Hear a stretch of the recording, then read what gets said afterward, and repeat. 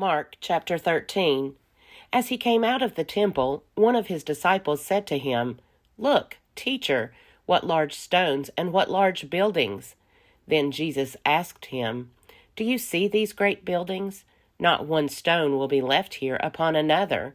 All will be thrown down." When he was sitting on the Mount of Olives opposite the temple, Peter, James, John, and Andrew asked him privately, "Tell us, when will this be, and what will be the sign that all these things are about to be accomplished?" Then Jesus began to say to them, "Beware that no one leads you astray. Many will come in my name and say, 'I am he,' and they will lead many astray. When you hear of wars and rumors of wars, do not be alarmed. This must take place, but the end is still to come. For nation will rise against nation, and kingdom against kingdom. There will be earthquakes in various places. There will be famines. This is but the beginning of the birth pangs. As for yourselves, beware, for they will hand you over to councils, and you will be beaten in synagogues, and you will stand before governors and kings because of me, as a testimony to them. And the good news must first be proclaimed to all nations. When they bring you to trial and hand you over, do not worry beforehand about what you are to say, but say whatever is given you at that time, for it is not you who speak, but the Holy Spirit.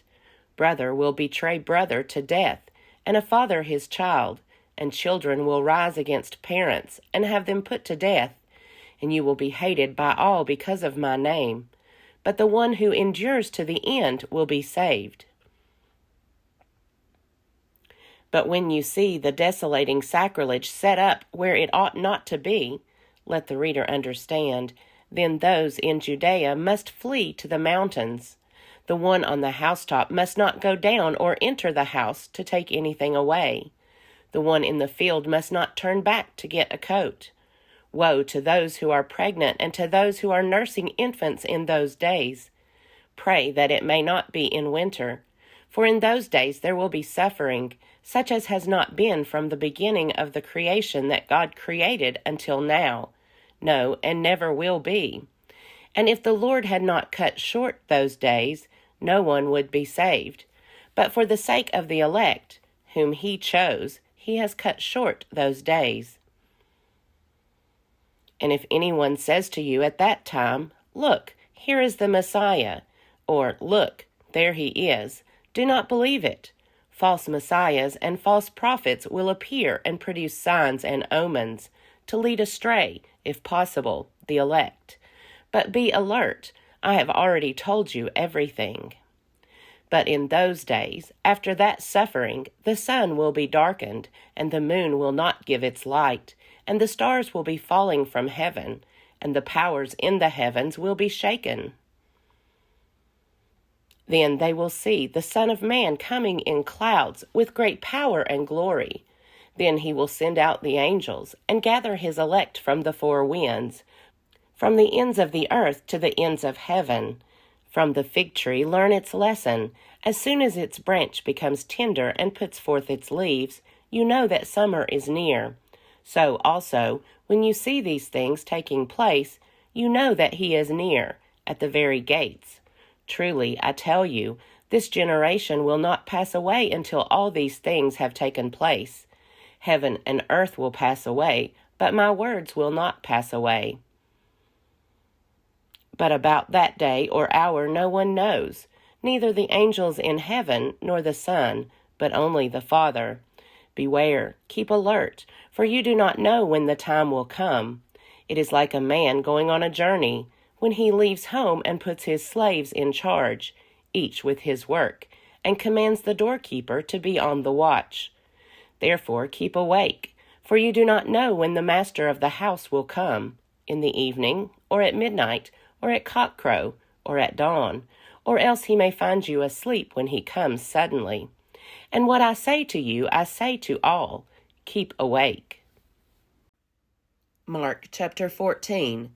It was 2 days before the Passover and the festival of unleavened bread. The chief priests and the scribes were looking for a way to arrest Jesus by stealth and kill him, For they said, "Not during the festival, or there may be a riot among the people." While he was at Bethany in the house of Simon the leper, as he sat at the table, a woman came with an alabaster jar of very costly ointment of nard, and she broke open the jar and poured the ointment on his head. But some were there who said to one another in anger, "Why was the ointment wasted in this way? For this ointment could have been sold for more than 300 denarii and the money given to the poor." And they scolded her. But Jesus said, "Let her alone. Why do you trouble her? She has performed a good service for me, for you always have the poor with you, and you can show kindness to them whenever you wish, but you will not always have me. She has done what she could. She has anointed my body beforehand for its burial. Truly, I tell you, wherever the good news is proclaimed in the whole world, what she has done will be told in remembrance of her." Then Judas Iscariot, who was one of the 12, went to the chief priests in order to betray him to them. When they heard it, they were greatly pleased and promised to give him money. So he began to look for an opportunity to betray him.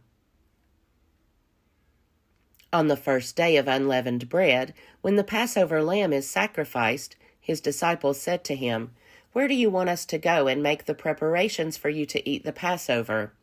So he sent 2 of his disciples, saying to them, "Go into the city, and a man carrying a jar of water will meet you. Follow him, and wherever he enters, say to the owner of the house, 'The teacher asks, where is my guest room where I may eat the Passover with my disciples?' He will show you a large room upstairs, furnished and ready. Make preparations for us there." So the disciples set out and went to the city, and found everything as he had told them, and they prepared the Passover meal. When it was evening, he came with the 12, and when they had taken their places and were eating, Jesus said, "Truly I tell you, one of you will betray me, one who is eating with me." They began to be distressed and to say to him one after another, "Surely not I." He said to them, "It is one of the 12, one who is dipping bread into the bowl with me. For the Son of Man goes as it is written of him, but woe to that one by whom the Son of Man is betrayed. It would have been better for that one not to have been born." While they were eating, he took a loaf of bread, and after blessing it, he broke it, gave it to them, and said, "Take, this is my body." Then he took a cup, and after giving thanks, he gave it to them, and all of them drank from it. He said to them, "This is my blood of the covenant, which is poured out for many. Truly, I tell you, I will never again drink of the fruit of the vine, until that day when I drink it new in the kingdom of God." When they had sung the hymn, they went out to the Mount of Olives. And Jesus said to them, "You will all become deserters, for it is written, 'I will strike the shepherd, and the sheep will be scattered.' But after I am raised up, I will go before you to Galilee." Peter said to him, "Even though all become deserters, I will not." Jesus said to him, "Truly I tell you, this day, this very night, before the cock crows twice, you will deny me 3 times. But he said vehemently, "Even though I must die with you, I will not deny you." And all of them said the same. They went to a place called Gethsemane, and he said to his disciples, "Sit here while I pray." He took with him Peter and James and John, and began to be distressed and agitated. And he said to them, "I am deeply grieved, even to death. Remain here and keep awake." And going a little farther, he threw himself on the ground and prayed that, if it were possible, the hour might pass from him. He said, "Abba, Father, for you all things are possible. Remove this cup from me. Yet not what I want, but what you want." He came and found them sleeping, and he said to Peter, "Simon, are you asleep? Could you not keep awake 1 hour? Keep awake and pray that you may not come into the time of trial. The spirit indeed is willing, but the flesh is weak." And again he went away and prayed, saying the same words. And once more he came and found them sleeping, for their eyes were very heavy, and they did not know what to say to him. He came a third time and said to them, Are you still sleeping and taking your rest? Enough! The hour has come. The Son of Man is betrayed into the hands of sinners. Get up. Let us be going. See, my betrayer is at hand. Immediately, while he was still speaking, Judas, one of the 12, arrived, and with him there was a crowd with swords and clubs from the chief priests, the scribes, and the elders. Now the betrayer had given them a sign, saying, The one I will kiss is the man. Arrest him and lead him away under guard. So when he came, he went up to him at once and said, Rabbi, and kissed him. Then they laid hands on him and arrested him. But one of those who stood near drew his sword and struck the slave of the high priest, cutting off his ear. Then Jesus said to them, Have you come out with swords and clubs to arrest me as though I were a bandit?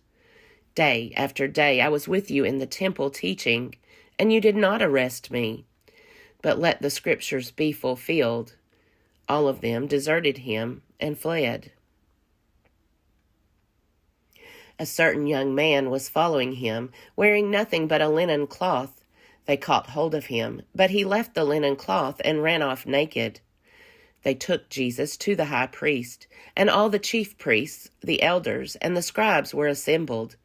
Peter had followed him at a distance, right into the courtyard of the high priest, and he was sitting with the guards, warming himself at the fire. Now the chief priests and the whole council were looking for testimony against Jesus to put him to death, but they found none.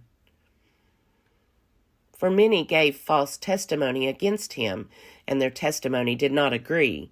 Some stood up and gave false testimony against him, saying, We heard him say, I will destroy this temple that is made with hands, and in 3 days I will build another, not made with hands. But even on this point their testimony did not agree. Then the high priest stood up before them and asked Jesus, Have you no answer? What is it that they testify against you? But he was silent and did not answer. Again the high priest asked him, Are you the Messiah, the Son of the Blessed One? Jesus said, I am, and you will see the Son of Man seated at the right hand of the power, and coming with the clouds of heaven. Then the high priest tore his clothes and said, Why do we still need witnesses? You have heard his blasphemy. What is your decision? All of them condemned him as deserving death. Some began to spit on him, to blindfold him, and to strike him, saying to him, Prophesy! The guards also took him over and beat him.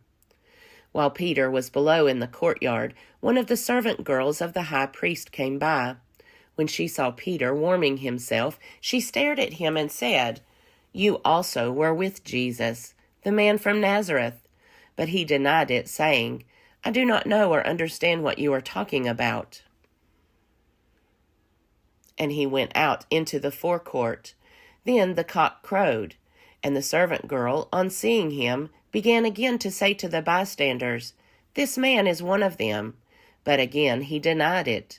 Then, after a little while, the bystanders again said to Peter, Certainly you are one of them, for you are a Galilean. But he began to curse, and he swore an oath, I do not know this man you are talking about. At that moment, the cock crowed for the second time. Then Peter remembered that Jesus had said to him, Before the cock crows twice, you will deny me 3 times. And he broke down and wept.